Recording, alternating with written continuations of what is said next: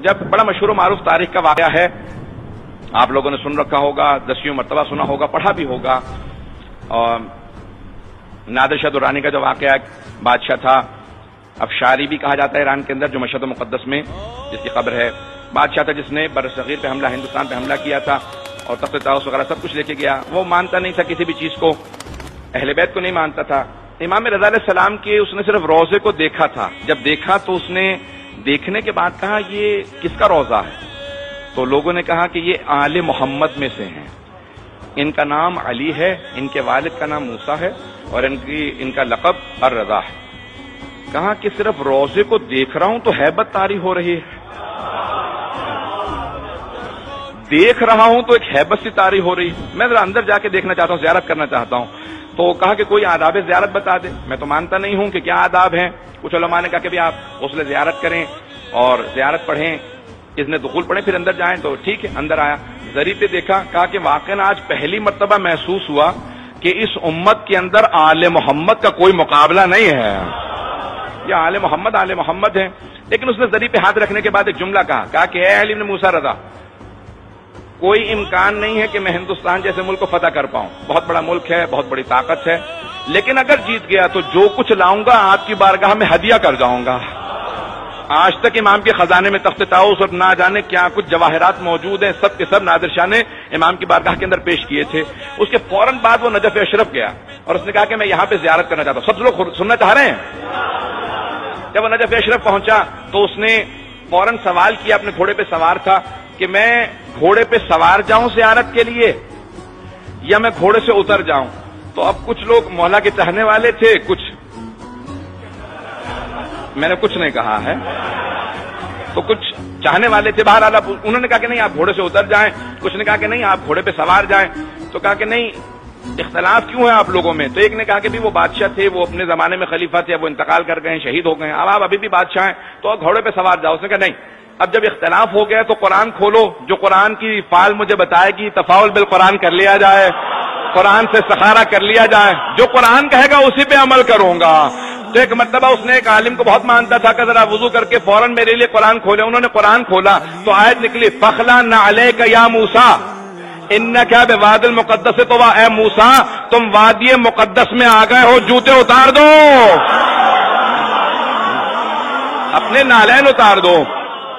بس جیسی ہی آیت نکلی فوراً نادر شاہ اپنے گھوڑے سے اترا. کہا کہ گھوڑے پہ سوار تھا، یہ آیت نکلی ہے. پھر کہنے لگا کہ نہیں، یہ تو حضرت موسیٰ سے کہا ہے کہ اپنے نالین اتار دو، جوتے اتارے. کہا اتنا کافی نہیں ہے، وہ نبی تھے، میں ایک گنہگار ہوں، انہیں کہا گیا ہے یہ قرآن کی آیت ہے. تو اس نے ایک جملہ کہا میرے گلے میں ایک زنجیر ڈالو اور میں زمین پہ آ جاؤں گا، ہاتھ بنا کے چلوں گا، بس علی کی بارگاہ میں جا کے باندھ دینا اور کہنا یا علی آپ کا ایک جانور ملنے کے لیے آیا ہے. ممبر کے احترام میں اس لیے میں نے لفظ نہیں کہا تاکہ کوئی محسوس نہ کرے کہ میں نے توہین کیا. اور اس نے کہا کہ یا علی آپ کا ایک جانور آپ کی بارگاہ میں آیا، اگر قبول کریں.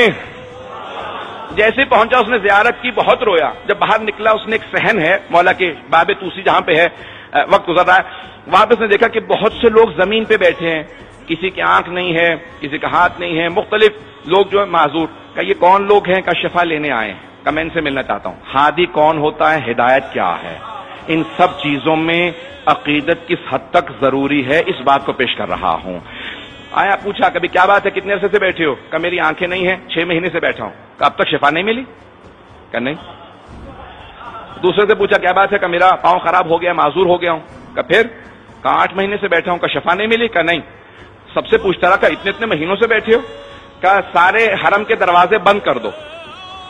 غور سے سنیے گا. کہ حرم کے سارے دروازے بند کر دو. اور اس نے کھڑے ہو کے اعلان کیا کہ کل صبح فجر تک کا وقت دے رہا ہوں، جو شفا پا جائے گا گھر چلا جائے، اور جسے شفا نہ ملی میں اپنے تلوار سے اس کی گردن کاٹ دوں گا. بس یہ اعلان کیا، سب چیخیں مار مار کے رونے لگے. کہ مولا آپ کے حرم میں آئے تھے، یہ بے انتہا سخت دل آدمی ہے، سب کو مار دے گا. صبح اٹھے اس نے کہا ایک ایک آدمی کو خود اپنی آنکھوں سے دیکھوں گا، کسے شفا ملی کسے نہیں ملی. جسے دیکھتا تھا شفا یاب تھا، جسے دیکھتا تھا شفا یاب تھا.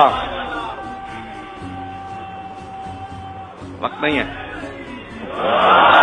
وقت نہیں ہے دیدان گرامی کا، جسے دیکھتا تھا شفائی آپ تھا. جو بات پیش کرنا چاہتا ہوں کہ تیری آنکھیں کیسے آ گئیں؟ کہ مجھے نہیں معلوم، 6 مہینے سے بیٹھا تھا، آج رات آنکھیں ملی. سب شفایاب ہو گئے، سب چلے گئے. اس کے لوگوں نے پوچھا یہ سب شفایاب کیسے ہو گئے؟ اتنے مہینوں سے بیٹھے تھے. کہ علی دینا نہیں بھولے تھے، یہ مانگنا بھول گئے تھے.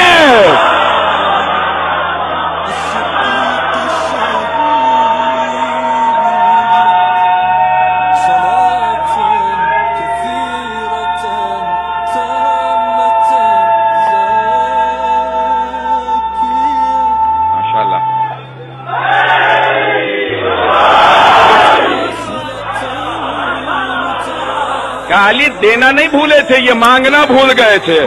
میں نے ایک رات میں سمجھا دیا، جب جان پہ بنتی ہے تو مانگنا آ جاتا ہے. کہ جب جان پہ بنی تو ہر ایک مانگنا سیکھ گیا.